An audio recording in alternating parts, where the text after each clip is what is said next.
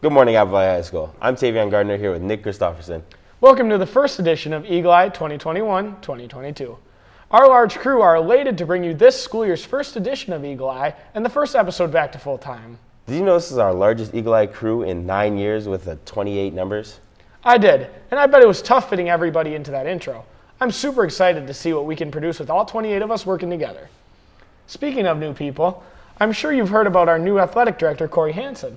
I have, and he's a great guy, but he hasn't got a chance to introduce himself to the large student body of AVHS. So Nick and his crew went out to ask him a few questions. And some of you might notice that we have a new face in the building with our new athletic director, Mr. Corey Hansen.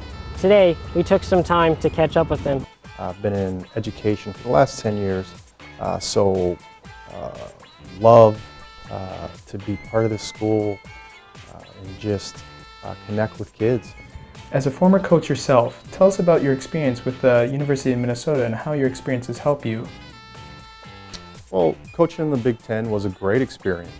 Just being able to fully commit to the coaching profession and just really live it. You learn so much about what it means to be a good coach, how impactful sports can be on young student athletes' lives. So what I like about Mr. Hansen, he has been a breath of fresh air for our athletic department. He has tons of energy, loves being with the kids. What led you to Apple Valley? What do you find best about being at Apple Valley? Being part of the athletic program was an easy decision for me. To be able to connect with these kids in this community through sports is something that is a dream come true for me, seriously. I truly hope every one of you gets a chance to meet Mr. Hansen. Reporting for EaglEye, this has been Braden and Nick.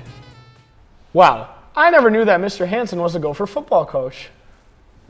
Me neither. The U of M has a beautiful field, and as many of you know, we just had our turf installed in the stadium and backfields. Yeah, and it looks awesome. Yeah, it's awesome to play on too. Such a different experience. Here's Carter and Katie with Mr. Biskins.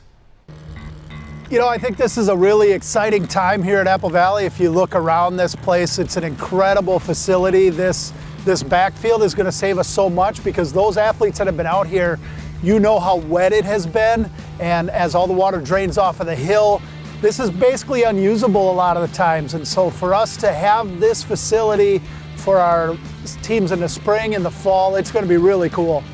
But what's the difference between grass and turf? Well, I would say the difference between the two is that playing on turf, the consistency of the length is the same, where grass, it depends on how high it's cut. So I like turf more because it's consistent, you know how it's going to be like, and you know what playing on it's going to be like. Yeah, I feel like it'll be a very big key for our offense too, to be able to move the ball a lot, and it'll be great for availability. Reporting for EaglEye, I'm Carter Ehlers. I can't believe our school waited this long to install turf fields. I know. The advantages it gives us as a school are nuts. Going into my senior year, one thing I really wish I would have done more is explore the clubs our school has to offer. For real, I never even knew about them until recently, and getting involved in a club is something I would definitely recommend. What kind of clubs do we have to offer? Other than chess, I'm not sure, but I know there's a lot of them. Here's Nyasia and her unit with more. Thank you, Nick. Here at Apple Valley, we take a pride in a variety of clubs that students can participate in. Here are a couple clubs that you probably haven't heard of. Chess Club is just playing the great game of chess. In the fall, we compete against other schools in the South Suburban Conference, such as Eastview, Eagan, Northfield, etc. I kind of grew more interest into the strategy behind it and how you can use all the pieces to kind of form a puzzle and try to outweigh your opponents. Science Olympiad is a competition-based club that focuses on many different areas in STEM, with a heavy emphasis on science and technology. Everyone chooses their own events that they want to hyper-focus on and study, and then on Saturdays we go to universities to compete with other high school teams. For Black Student Union, it's mostly about creating a community for Black students here at Apple Valley to feel comfortable, represented, and talk amongst other Black students and other students of different races and different backgrounds about what changes and what their experiences are. If none of these clubs interest you, Why don't you start your own? So we have lots of students who are interested in starting what are called student-led clubs. They're interested in something, they have a couple of friends that are interested in it, they want to have a chance to meet before or after school to talk about that. And to talk about student-led clubs, I'm the person that they want to come and talk to. To reach new heights, to make a change, and maybe make some new friends, why don't you join a club today? Wow, I didn't know Science Olympiad had so many different topics and choices with people to compete with. I know. I think if I would have known more about it, I might just have done it. You know, getting coffee with Chloe has already made me late a few times this year. Starbucks doesn't open until 7:30 and Caribou is packed by 7. So I'm really excited for this fall. What's this fall? There's going to be a coffee shop in our very own cafeteria. Ah, yes, just needed the reminder. Joanna and her squad have more.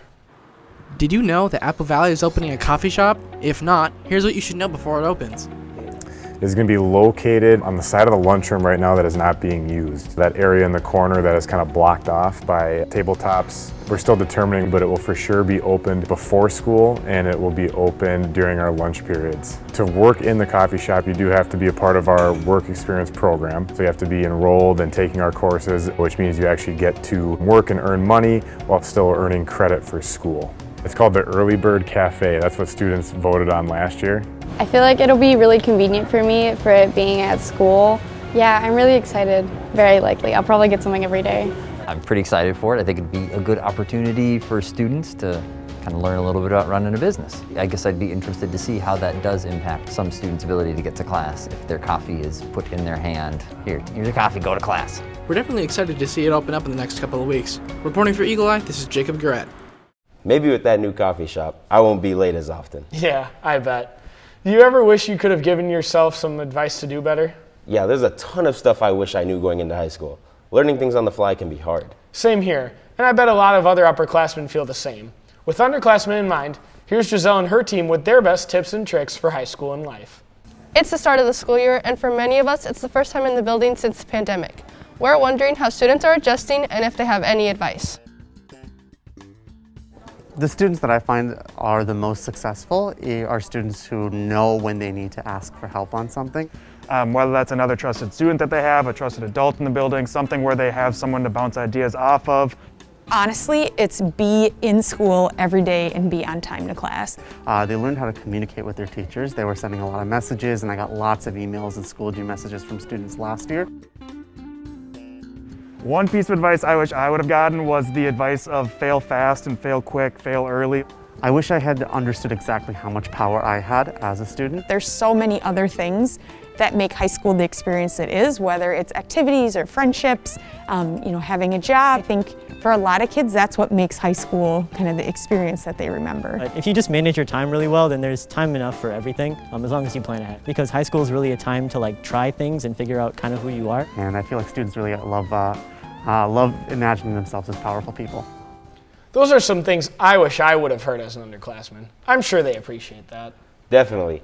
High school really does go by fast. So did the show, Nick. Yep, that's all we have time for today. We'll see you again in a few weeks. Thanks for watching.